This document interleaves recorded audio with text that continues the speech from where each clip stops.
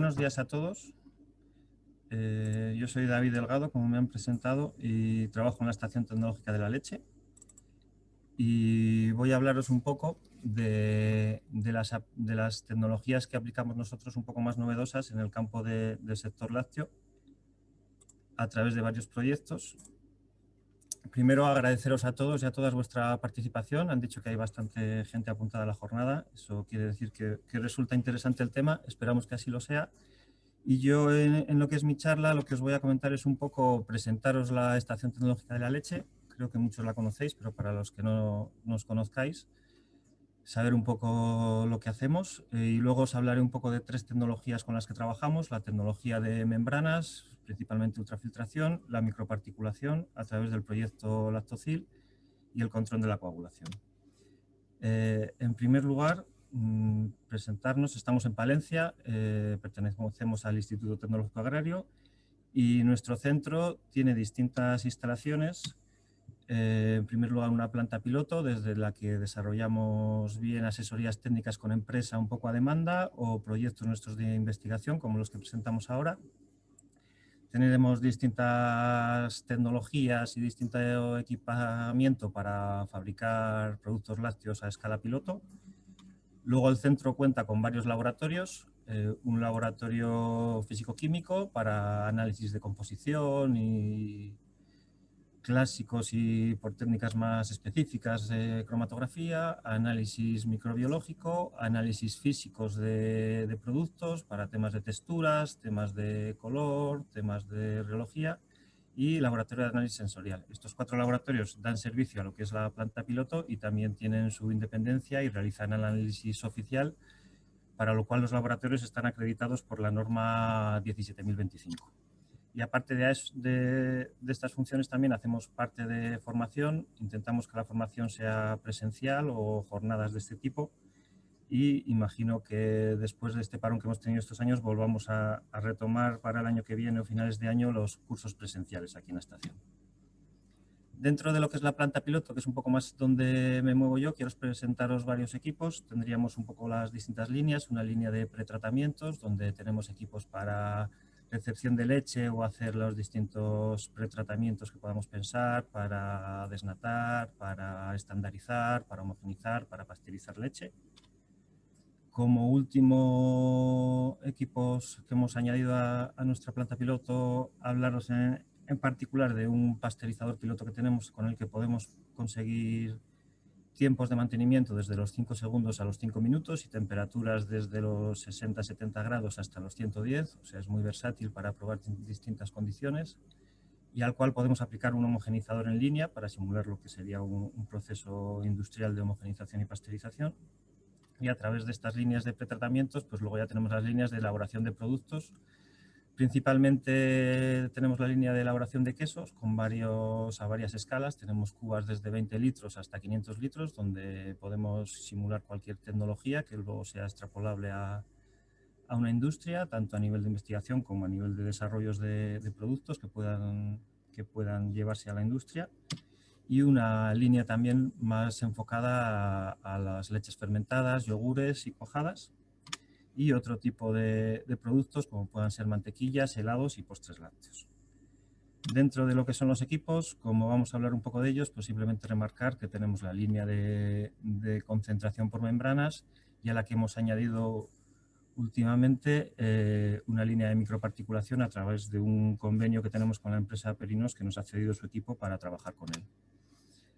En primer lugar, voy a hablaros un poco de la tecnología de membranas. No es una tecnología novedosa en sí, porque ya lleva aplicándose unos 30 o 40 años, pero sí que sigue en desarrollo y tiene siempre aplicaciones nuevas. Para centrarnos un poco en lo que son los procesos por membranas, al final no deja de ser un proceso de separación física partiendo de una corriente líquida que tenga distintos componentes, bien en disolución o bien en suspensión. Pues a través de hacerle pasar por una membrana, aplicando presión y con un tamaño determinado de poro de esa membrana, pues se puede concentrar o separar los distintos compuestos. Aplicado a la leche, pues estaríamos hablando de corriente líquida, como puede ser la leche o el suero, en la que encontramos componentes de distinto tamaño, de mayor a menor. Podemos hablar de bacterias, de grasa, de proteínas, de lactosa y de sales minerales. y como los típicos procesos de membrana, dependiendo del tipo de poro de membrana, podemos hablar desde el poro más pequeño, que sería la ósmosis inversa, en la cual solo pasaría el agua a través de la membrana. Luego tendríamos la nanofiltración, que sería similar a la ósmosis inversa, pero además de agua, atraviesa la membrana parte de las sales monovalentes. Luego tendríamos la ultrafiltración, que es un poco lo que más se asemeja o lo que más se emplea en la fabricación de queso, porque pasa la membrana el agua, las sales y la lactosa y estaríamos concentrando en grasa y en proteína, que es un poco lo que hace un proceso de fabricación de queso, pero de una forma mucho más selectiva, y la microfiltración, que sería parecida, pero con un tamaño algo mayor, que parte de las proteínas pasaría en la membrana. Estaríamos concentrando solo grasa y caseína. También aplicable a la fabricación de queso. Esta es la planta piloto que tenemos en la estación. Simplemente comentar que hay distintos tipos luego de membranas y de disposiciones. Nosotros en la planta trabajamos con membranas espirales de este tipo. Son las más empleadas en la industria láctea, estarían en estos cartuchos. Y hemos añadido recientemente un cartucho de membranas cerámicas que lo que nos permite es llegar a unos factores de concentración más altos, ya que permite trabajar con corrientes más viscosas.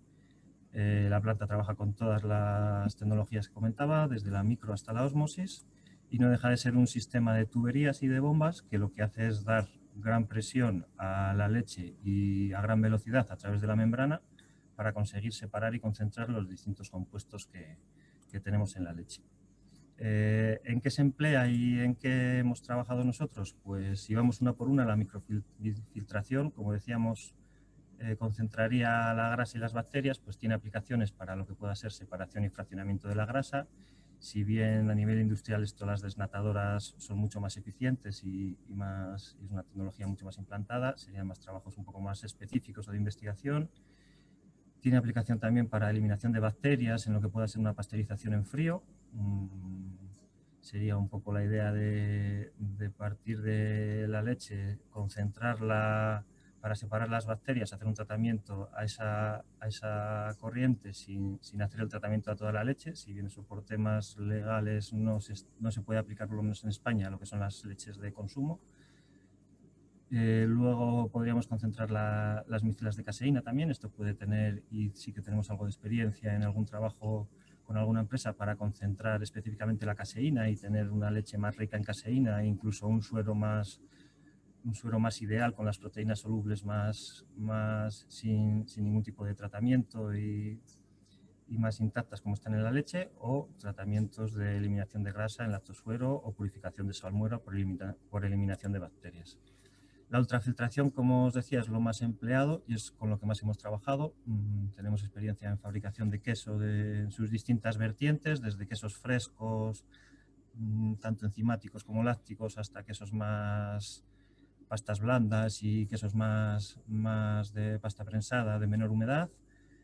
También tenemos experiencia y se aplica la tecnología en la elaboración de productos fermentados o de yogur para ganar más cuerpo cuando se trabaja con determinadas leches, como puede ser la vaca o la cabra. También una empleo habitual es la estandarización del contenido proteico en la leche, a base de concentrar parcialmente la leche, o su aplicación en suero, como va a ser parte también de lo que comentemos con la microparticulación. Se puede hacer con una concentración de suero o un fraccionamiento de suero para ir directamente a por determinadas proteínas solubles. En cuanto a la nanofiltración, como decíamos, lo que pasa a la membrana es el agua y las sales minerales, pues tiene menos aplicaciones industriales, más aplicaciones de investigación y tiene usos documentados para preconcentrar salmueras o para preconcentrar lactosueros, productos de limpieza e incluso alguna aplicación en queso. Pero si bien como la lactosa se concentra también, sería más igual orientado a quesos de coagulación láctica, donde la lactosa no sea un impedimento en la fabricación. Y por último, la ósmosis inversa, con la que se usa principalmente y está muy implantado para preconcentrar leche y suero, sobre todo para preconcentrar suero antes de su transporte en las industrias lácteas. Y también puede ser alguna aplicación la recuperación de fluentes, recuperar agua de algunas corrientes de lavado o de aclarados, y la concentración de permeados de ultrafiltración. Como siguiente tecnología que queremos presentaros es la microparticulación. Nosotros en la estación estamos trabajando dentro de lo que es un proyecto FEADER llamado Lactocil, en el que participamos varios centros del instituto y donde la finalidad es buscar aplicaciones para valorizar el suero de quesería. El proyecto se dirige desde la Unidad de Tecnologías Ambientales del ITACIL, donde ellos trabajan un poco la línea de valorización energética, de producción de biogás a través de suero. También participa el Centro de Biocombustibles del ITACIL, donde están explorando las posibilidades de obtener productos de mayor valor añadido, como puedan ser ácidos grasos volátiles o prebióticos, a través de suero. Y nosotros desde la estación estamos trabajando en la línea de la reincorporación de las proteínas de suero previo tratamiento por microparticulación, que ahora explicaré brevemente en qué consiste. Como aprovechamientos clásicos del suero, pues ya conocemos que estaría desde la alimentación animal, su transformación para productos como puede ser el requesón, o su secado y concentración para hacer distintas corrientes que luego se incorporen en otro tipo de alimentos a través de aislados de proteína, WPC o cualquier tipo de suero concentrado. Nosotros aquí lo que planteamos es un poco su aprovechamiento reincorporándolo a través de su mezcla con leche en productos lácteos, para lo cual previamente hacemos un tratamiento de suero llamado microparticulación que, para que nos hagamos una idea, consiste básicamente en un tratamiento doble de desnaturalización de la proteína soluble, sería hacerle un tratamiento térmico muy intenso para desnaturalizar esa proteína y un tratamiento mecánico para intentar homogeneizar su tamaño y tener un tamaño estable y de unas determinadas dimensiones que nos permita incorporarlo en los productos. Para trabajar con estos sueros, como sabemos, uno de los problemas del suero, aunque tiene compuestos muy ricos, es que están muy diluidos, tiene gran cantidad de agua. Pues la primera etapa siempre sería una concentración del suero, una concentración por ultrafiltración, pudiendo llegar a concentraciones de proteína, pues desde lo que puede ser un suero normal con valores por debajo del 1% hasta valores por encima del 10, concentrar en torno a 10 o 20 veces ese suero, en lo que sería más o menos unas características de un WPC 60, y a través de este suero concentrado ya es donde haríamos el tratamiento de microparticulado. Hay que destacar que partimos de un residuo que es el suero, pero ya en el proceso de concentración estamos generando un subproducto que es el permeado de ultrafiltración, que es lactosa y sales minerales, que habrá que ver también cómo se gestiona. Y una vez que tenemos el suero concentrado, haríamos el tratamiento que os comentaba, una desnaturalización de esa proteína y un tratamiento mecánico para estandarizar los tamaños. Con esto se consigue pasar pues, de una proteína soluble que se va en el suero a una proteína insoluble desnaturalizada y con un tamaño homogéneo que se asimila al tamaño de la grasa. Esto quiere decir que si se junta con leche y se hace un producto lácteo con esta leche, dígase un queso, pues quedaría en su estructura igual que la grasa y no se perdería como se pierde la proteína soluble en el suero. Aquí también pues hay que jugar un poco qué cantidad de microparticulado es posible mezclar con la leche en cada tipo de producto. Esto sería un equipo de microparticulado. Al final eso es un poco un pasteurizador un poco especial que tiene su propia tecnología para que el proceso de desnaturalización sea más específico, y luego un tratamiento mecánico con un homogenizador. El propio tratamiento cambia completamente las propiedades físicas del suero. Si ya esto sería un suero normal, partiendo de un suero concentrado, al hacer el proceso de microparticulación, esa desnaturalización y esa inestabilización de la proteína hace que cambie completamente, le da un color blanco lechoso, una estructura muy cremosa que simula la grasa. Esto hace que tenga una alta capacidad de retención de agua, lo cual puede ser una ventaja o un inconveniente dependiendo del tipo de producto en el que estemos pensando. Y le da también una inestabilidad debido a que esa desnaturalización hace que esa proteína ya no sea soluble y sea insoluble, y hay que trabajar rápidamente con él. No se puede almacenar como se almacena la leche porque sedimenta muy rápidamente. Una vez tratado, pues se puede aplicar a distintos productos lácteos. Nosotros tenemos experiencia ya con alguna empresa y con casos que están ya en semidesarrollo para fabricación de queso. Se puede pensar también aquí cualquier tipo de queso, pero también hay que ver qué cantidad de microparticulado y cómo cambian las características del queso. Sería más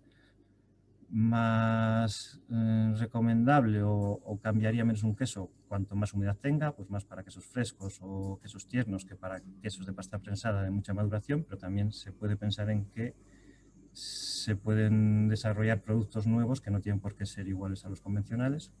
También estamos trabajando dentro de este proyecto en la línea de leches fermentadas para dar mayor textura a yogures y leches fermentadas a través del microparticulado. Y también están documentados otras aplicaciones como puede ser pues, su aplicación en helados o batidos. Y por último, otro proyecto en el que hemos trabajado y que ya hemos presentado en alguna ocasión es el proyecto Coagusen, en el que participan varias empresas, tiene financiación FEADER y el objetivo es desarrollar un sistema que permita el control de la etapa de coagulación en los procesos de fabricación de queso fundamentalmente, para mejorar la competitividad de los procesos. Es un proyecto que finalizó en 2021, si bien todavía nos queda alguna cosa por terminar, y ahora os presentaré un poco los objetivos y lo que hemos conseguido. ¿Por qué es importante controlar la coagulación? Porque si controlamos la coagulación seremos capaces de controlar mejor el momento de corte de las cuajadas.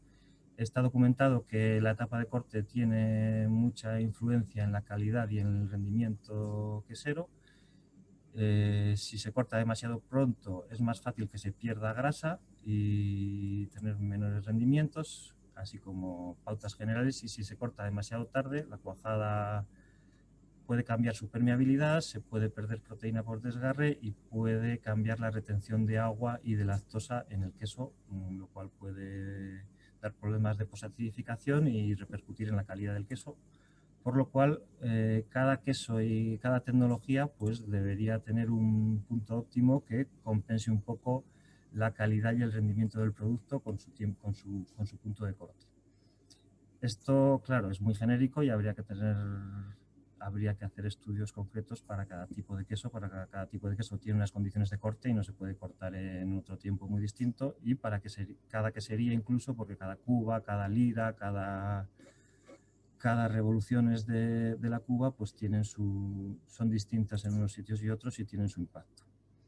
Al final, el equipo de medición con el que estamos trabajando a través de la empresa Ceaguas y que tenemos pensado que se comercialice a no mucho tardar, lo que intenta es sacar la curva de dureza de la cuajada, es decir, medir en continuo dentro de una cuba y ver cómo va endureciendo la cuajada.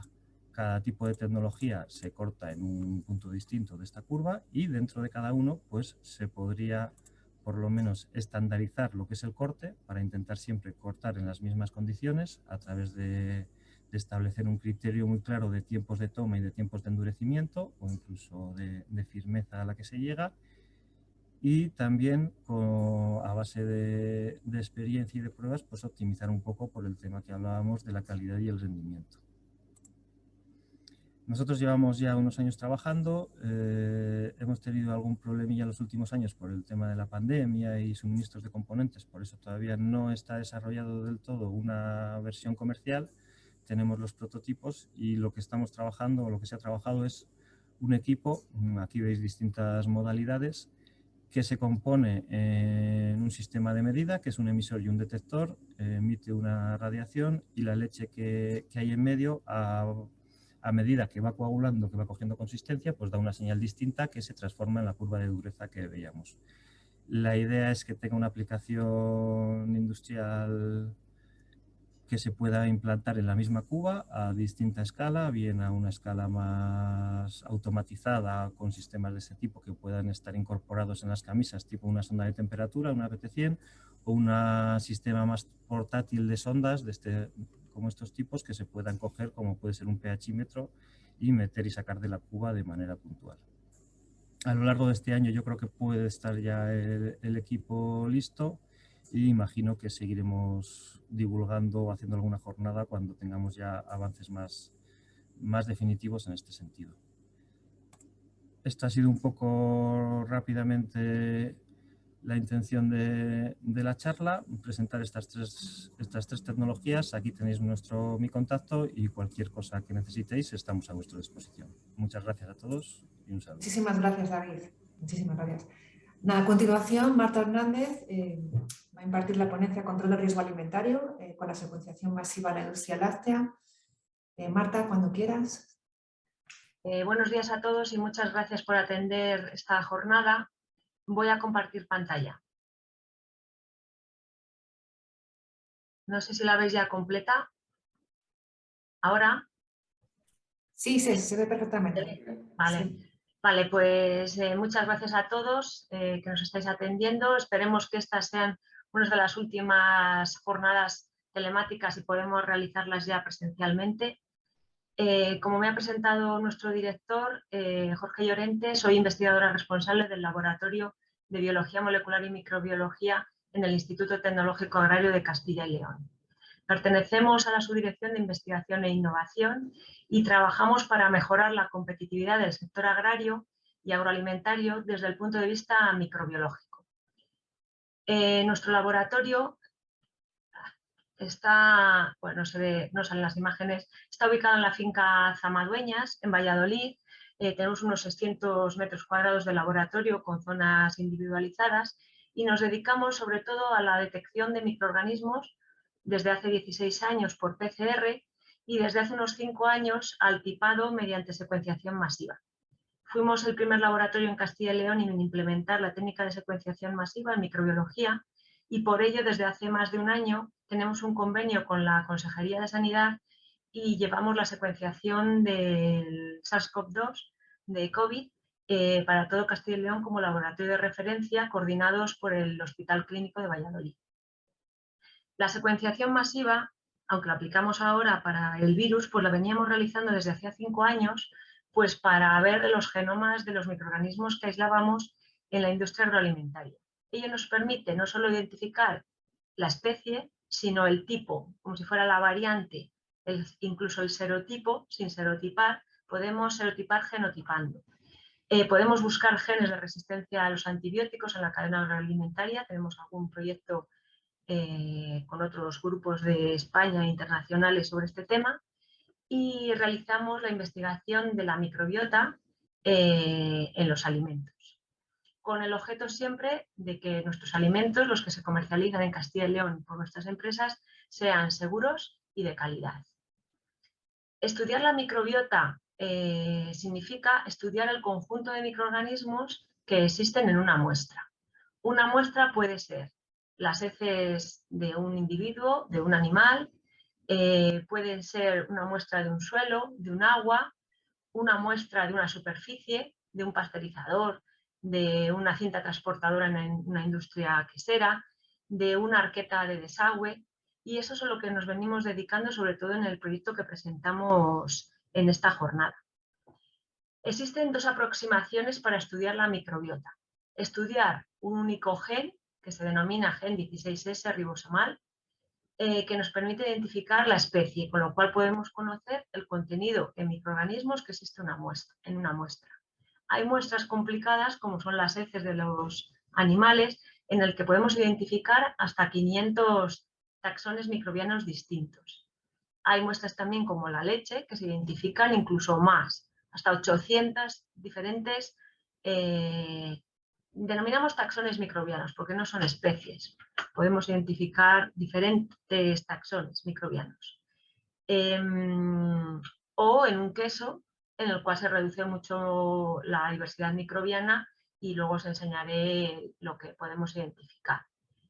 O bien hacemos otra aproximación en la secuenciación, que es secuenciar todo el genoma del microorganismo. Todos los microorganismos contienen en su interior la información genética que le hacen ser lo que son. En el caso de los microorganismos, nosotros mismos también, nuestras células, tenemos nuestro genoma. Nosotros tenemos un genoma mucho mayor que un microorganismo. Si nuestro genoma está codificado por 3.000 millones de bases, una bacteria tiene 3 millones y un virus, por ejemplo, el coronavirus, tiene en torno a 30.000 letras que lo codifican. Y eso es lo que se basa el trabajo que realizamos ahora mismo, una parte en el laboratorio, en secuenciar, en saber qué letras componen el genoma de ese microorganismo. Saber el genoma permite la identificación de la especie, como he dicho antes también el tipado, es decir, los subapellidos de esa especie microbiana, y también estudiar los genes que le hacen a una bacteria o a un virus tener un comportamiento u otro, tanto desde el punto de vista patogénico como desde el punto de vista, pues por ejemplo, de resistencia a algunos desinfectantes, o desde el punto de vista de genes que tengan que ver en características organolépticas, de síntesis de aromas o de otras características. ¿Qué microorganismos podemos encontrar en el sector lácteo? Trabajamos en un ambiente que no es estéril, ni el ambiente ni el producto, porque ya la leche, cuando la recibimos, está colonizada por un montón de microorganismos. Normalmente podemos trabajar con leches pasteurizadas, que si bien elimina una gran carga microbiana, no elimina completamente todos los microorganismos. Y en el sector lácteo se utilizan iniciadoras, cultivos iniciadores, para dirigir la fermentación de esa leche. De estos cultivos iniciadores nosotros no estudiamos. Nosotros nos dedicamos a aquellos microorganismos que están contaminando tanto el ambiente como el producto. Dentro del conjunto de microorganismos que podemos encontrar en el sector lácteo, hay unos que serán inertes, que no tengan ningún efecto, ni beneficioso ni perjudicial, pero luego podemos encontrar otros microorganismos que tengan efectos indeseables. Son aquellos microorganismos que podemos denominar alterantes o aquellos microorganismos patógenos.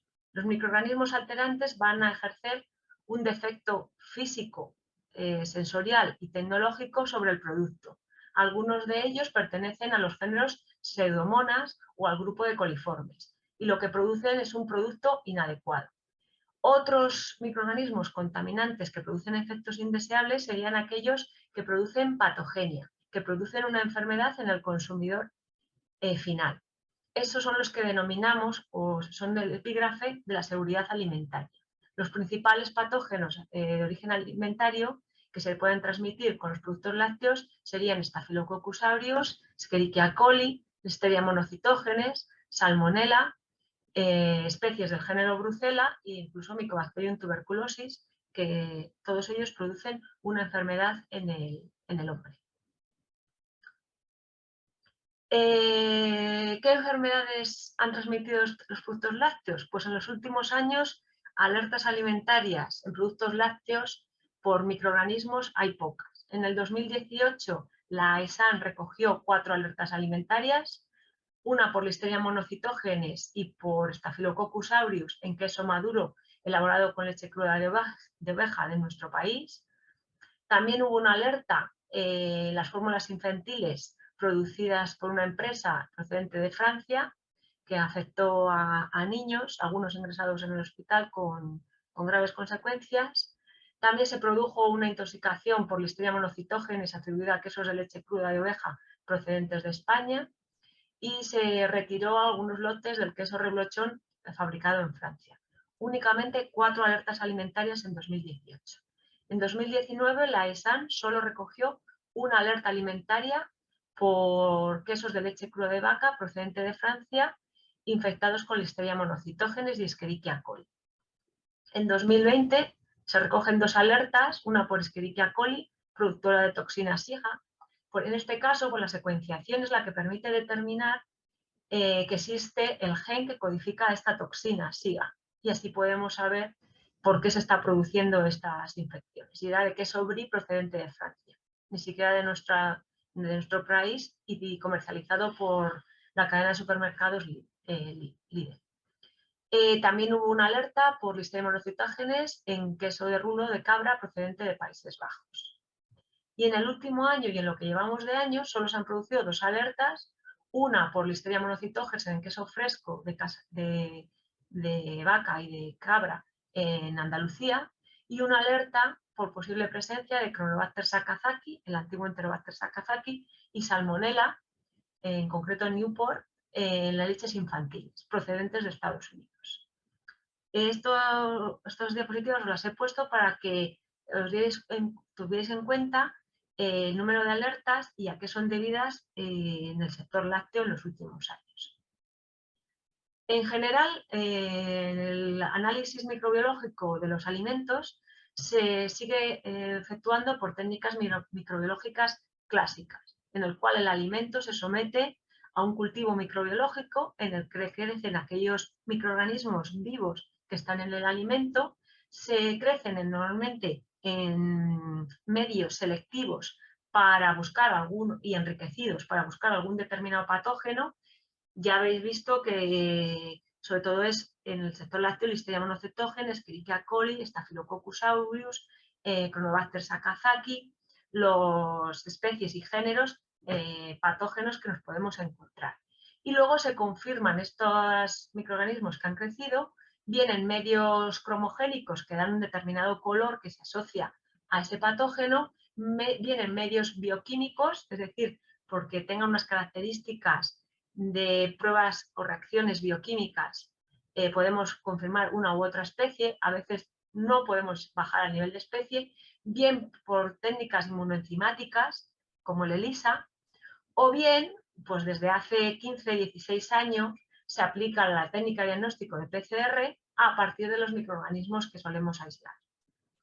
Pero, como he dicho, desde acá han aparecido las técnicas de secuenciación masiva, que ahora explicaré soberamente, podemos ahorrarnos un paso. No tenemos por qué crecer esos microorganismos para poder identificarlos, simplemente aislamos su ADN a partir del alimento y lo secuenciamos e identificamos qué microorganismos hay. Las técnicas de secuenciación masiva, si bien aparecieron como en el 2004, era otro tipo de secuenciadores muy caros, que no tenían una exactitud muy elevada, y entonces cuando se llamaron Next Generation Sequencing, porque era la siguiente generación a la que describió en 1978 Sanger, por lo cual recibió el premio Nobel, por lo tanto se llamaron Next Generation Sequencing. Hoy en día han aparecido técnicas más modernas de secuenciación y hablamos de secuenciación masiva en general, o en inglés High Throughput Sequencing. La secuenciación masiva se puede llevar a cabo gracias a la aparición de este tipo de secuenciadores hacia el 2011. En el 2011, la empresa Illumina, la empresa americana Illumina, comercializa estos secuenciadores, como el que veis en pantalla, que tenemos en el instituto, que hacen una secuenciación por síntesis. Hay secuenciadores de más capacidad y de menos, pero el que tenemos nosotros, el MySeq, es el que se utiliza para microbiología. Después, en el 2014, aparece otro tipo de secuenciadores, que son estos que veis a la derecha en la pantalla, que se denominan secuenciadores de nanoporos. Son unos secuenciadores muy pequeñitos, veis aquí unas gafas para que veáis el tamaño, y son realmente la secuenciación que se va a imponer cuando se desarrolle un poquito más. Estos secuenciadores se permite ir a campo. Es con el que, por ejemplo, secuenciaron el virus ébola cuando hubo la epidemia del ébola, porque podemos llevarlo asociados a un ordenador, este secuenciador a campo, mientras que el otro es un secuenciador mucho más caro, que tiene que estar en pollata, pero que ofrece una ventaja sobre el otro, que es que tiene una secuenciación muy exacta. De manera que hoy por hoy el 99,9% de la secuenciación que se produce en el mundo se da lugar con este tipo de secuenciadores, los secuenciadores Illumina. Pero ya avanzó y nosotros tenemos también en el laboratorio que este secuenciador pequeño, cuando se desarrolle un poquito más la tecnología, pues se impondrá, porque es muy barato. Estamos hablando aquí de un secuenciador de 100.000 euros a un secuenciador de 5.000 euros. ¿Cómo se secuencia? Pues se parte de la muestra. De la muestra hacemos una purificación del ADN que contiene el alimento. Hacemos luego una amplificación para enriquecer ese ADN en solamente el ADN microbiano, porque obviamente la muestra va a tener ADN de origen animal, dependiendo de qué producto alimentario estemos hablando. Una vez purificado el ADN, se fragmenta en trocitos que se denominan librerías, que son secuenciados en el secuenciador que habéis visto en la diapositiva anterior. Secuenciar significa determinar las letras que componen el genoma. El genoma está codificado con un abecedario de 4 letras, A, T, C, G, y la secuencia de las mismas son las que nos determina la funcionalidad de los genes que están codificados en ese genoma. Ahora creo que nos hemos familiarizado más con esta tecnología porque hemos oído hablar, en el caso del COVID, pues de las variantes y que existen mutaciones que hacen que una variante pase a ser otra y esa mutación le confiere al virus, en este caso, una característica determinada. Pues se hace más transmisible o se hace más patogénico en el caso del virus. En el caso de las bacterias que nosotros venimos secuenciando, como digo, desde hace 5 años en el instituto, pues lo mismo, investigamos la mutación. La mutación es un cambio, por ejemplo, de esta letra A por una T. Si aquí se produce un cambio, aunque es un cambio muy pequeñito que nos pueda parecer insignificante, produce una alteración en el gen que hace que la proteína que codifica ese gen se comporte de manera diferente. Con lo cual, esa bacteria pues, va a producir otras cosas. No solo puede hacerse más patogénica, sino que puede hacer otro tipo de producto. Por ejemplo, si es un gen involucrado en el metabolismo de síntesis de un aroma, pues puede cambiar. Cuando tenemos la secuencia del secuenciador, realmente nosotros no vemos nada, porque obtenemos mucha cantidad de información. Estamos hablando de una media de unas 15 gigas de datos. Por lo tanto, lo que hemos implementado también en el instituto es el análisis bioinformático de estas secuencias. No solo es importante secuenciar, obtener la secuencia, sino saber analizarlas bioinformáticamente. Entonces el instituto adquirió una serie de servidores informáticos muy potentes con una memoria RAM de 256 que nos permite procesar esa cantidad de gigas que obtenemos cada día, no, cada 3 días del secuenciador. El secuenciador tarda una media de 3 días en darte la información. Entonces estas secuencias se filtran por calidad y se hace un análisis utilizando determinados software para obtener de esas secuencias que no nos dicen nada, que son letras, pues los genes que se contienen, la especie de la que estamos hablando o también el tipo, el genotipo que hemos aislado o que hemos estudiado directamente del alimento. De manera que podemos construir unas gráficas en las cuales representamos en porcentaje los microorganismos que existen en ese alimento. Uno de los primeros trabajos que hicimos para el sector lácteo se publicó en el 2018, si bien es verdad que lo hicimos en quesos, por eso lo presento porque bueno, es un queso austriaco y no conlleva ningún problema de confidencialidad con las empresas que hemos trabajado. En este trabajo lo que estudiábamos, y lo hicimos nosotros, aunque era un queso austriaco porque fue a través de un becario, estudiamos los quesos madurados en una bodega de forma tradicional, era un queso con una maduración de 18 meses, y lo que querían ver era si era posible reducir el tiempo de maduración de esos quesos con las mismas características organolépticas, utilizando secaderos artificiales para bajar la maduración a un torno a 6 meses. Lo que hicimos nosotros fue estudiar y nos desplazamos a Austria y muestreamos, tanto en bodega como en secaderos, los filtros de aire, las paredes, las estanterías, los suelos y luego también la corteza de ambos quesos, tanto, como he dicho, en la bodega como en el secadero artificial. Y estudiamos la composición microbiana que había en cada una de las muestras. Se hizo de 3 veces para ver que no variaba. Lo que obtenemos es una representación.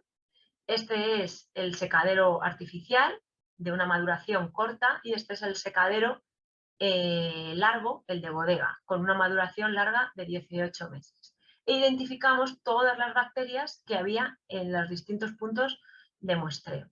Como he dicho, estanterías, cortezas, pared, filtros de aire y suelo.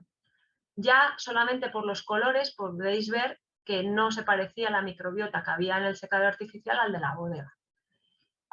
Los géneros, estos son los 10 géneros más representativos que pudimos identificar, aunque se identificaron creo que aproximadamente 100 y pico, pero para entendernos en la representación vemos que identificamos Alomonas, un género relacionado con, o sea, que crece en condiciones altas de sal, Brevibacterium, una bacteria que sabéis que se utiliza para la maduración limosa de algunos de los quesos.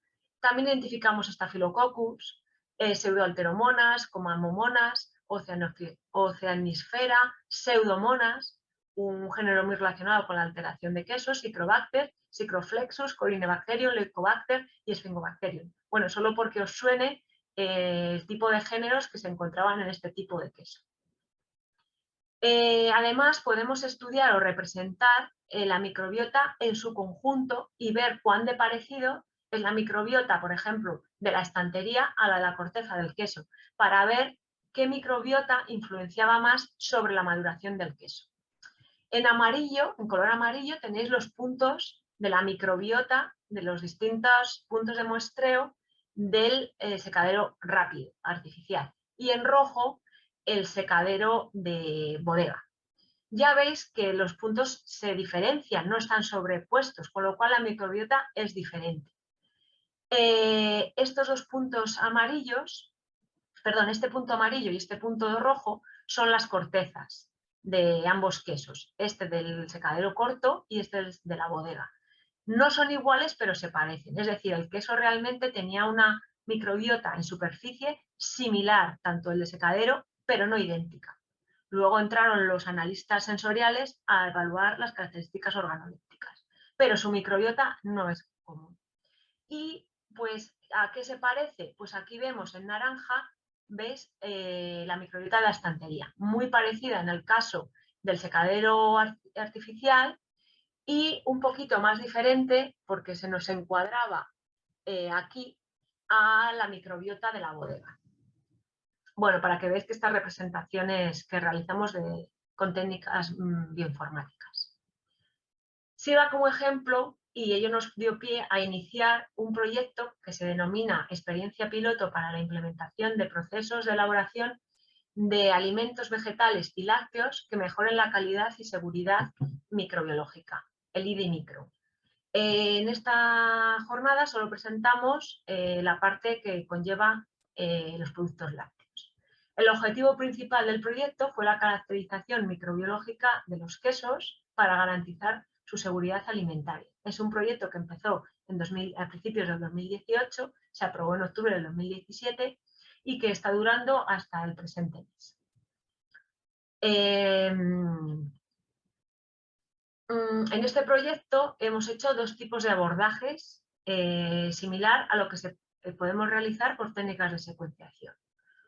Una, la identificación de bacterias y la secuenciación de su genoma, y otro, el estudio de la microbiota en conjunto en los quesos.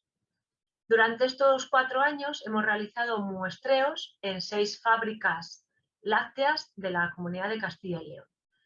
El muestreo se ha realizado uno por trimestre y en conjunto hemos analizado 1.638 muestras ambientales y de productos. Productos muy poquitos, sobre todo nos hemos centrado en las muestras ambientales, que son las que contaminan al producto. Las muestras ambientales han sido estudiadas por técnicas de microbiología clásica, en el cual se han identificado distintos microorganismos. Y de ellos nos hemos centralizado en el patógeno Listeria monocytogenes por ser el más prevalente o el que más riesgo conlleva en la industria láctea, ya que es un patógeno que crece en condiciones de refrigeración.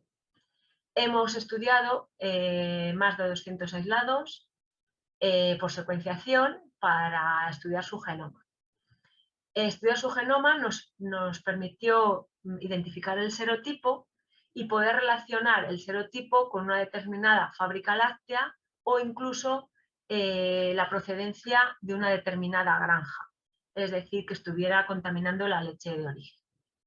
Esto es una representación a modo de ejemplo que os he puesto para que veáis que la mayoría, por ejemplo, del sistema monocytogenes que secuenciábamos tenían un origen común, pero una serie de ellas, aproximadamente 20, tenían un genoma distinto, con lo cual se podían atribuir a un origen distinto, como así fue.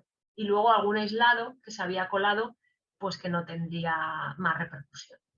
Además, el estudio genómico de esta especie microbiana nos permite determinar la capacidad de formación de biofilm en la industria alimentaria e identificar aquellos puntos en los que se puede encontrar un biofilm y así la empresa poder ejercer una mayor presión de desinfección sobre ella.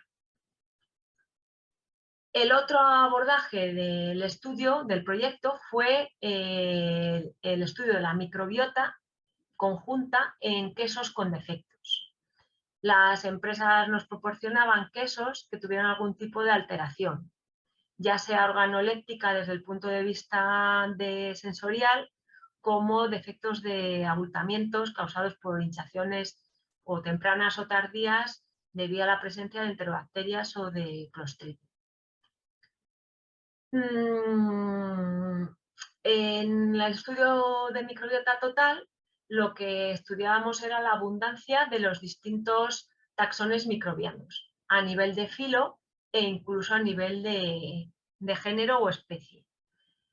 Aquí veis, por ejemplo, en el eje de las X, una serie de muestras de quesos y veis que hay diferencia entre unos quesos y otros en el porcentaje de abundancia de los distintos taxones microbianos. Si hacemos otro tipo de representación gráfica en forma de red, podemos ver que la mayoría de quesos tienen una microbiota muy similar y una serie de quesos se nos alejan. Son puntos de desviación de ese queso y así podemos decir que ese queso efectivamente coincidía con quesos con defectos. Luego íbamos a estudiar la composición de esos quesos. Este simplemente es un ejemplo de un queso con defecto. Aquí tenemos casi 25.000 secuencias diferentes en un único queso y estudiamos el porcentaje. En este queso más del 30% eran secuencias que correspondían al género Propionibacterium. También había un 16% de Burkholderia, un 6% de Streptococcus, un 4,5% de Lactobacillus.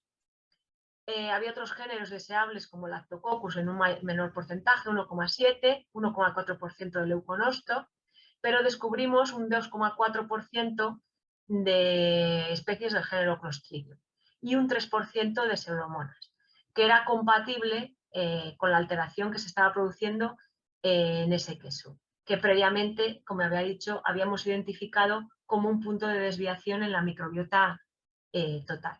Como veis, podemos identificar, aquí hay 33 taxones microbianos distintos en este queso y podemos identificarlos todos sin la necesidad de crecerlos, porque probablemente alguno de estos, como Parococcus o Granulicatela, pues no lo, o Histophilus, que es un género que hemos descubierto que suele aparecer en algunos quesos con defectos, pues no los podríamos estudiar con técnicas de cultivo microbiológico clásico. Y bueno, y esto es todo por mi parte. Muchas gracias a todos por atender y si tenéis alguna pregunta, pues encantada de poder atenderos. Muchas gracias, Marta, muy interesante. Comentaros, bueno, vamos a poner el vídeo de la Feria Afromago, que lo habíamos previsto al inicio de la jornada, pero lo vamos a poner ahora. A ver.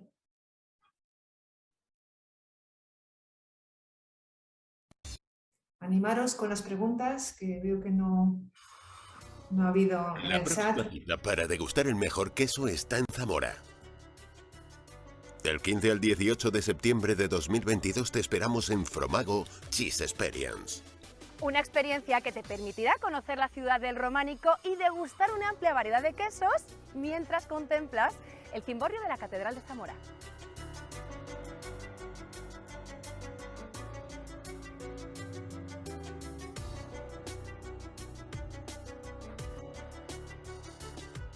O reconoces la estatua de Viriato en la plaza que lleva su nombre. Y además de todo esto, disfrutar de exposiciones y acudir a charlas y conferencias con expertos del sector. Fromago Cheese Experience es un proyecto global que pretende situar a Zamora como referente nacional e internacional del queso. El principal evento se va a desarrollar en las calles de la ciudad los próximos días 15, 16, 17 y 18 de septiembre. Fromago Cheese Experience, el punto de encuentro para profesionales y entusiastas del queso. Un lugar donde descubrir los mejores quesos y en el que podrás conocer el secreto que ha dado fama internacional al queso zamorano.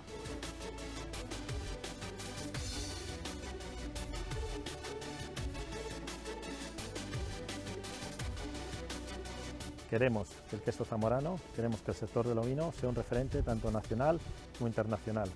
Los esperamos.